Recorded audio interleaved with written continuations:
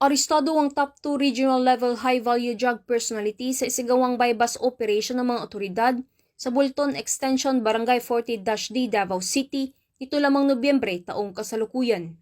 Kinilala ni Police Major Maynard D. Pascual, Chief RPDU 11, ang mga suspect na sina alias Bay, na isang top 2 regional level high-value individual, 18 taong gulang, at residente ng Sandawa, Davao City, at alias Romy, 17 taong gulang, isang rescued minor, at residente ng Bukana, Barangay 76-A, Davao City.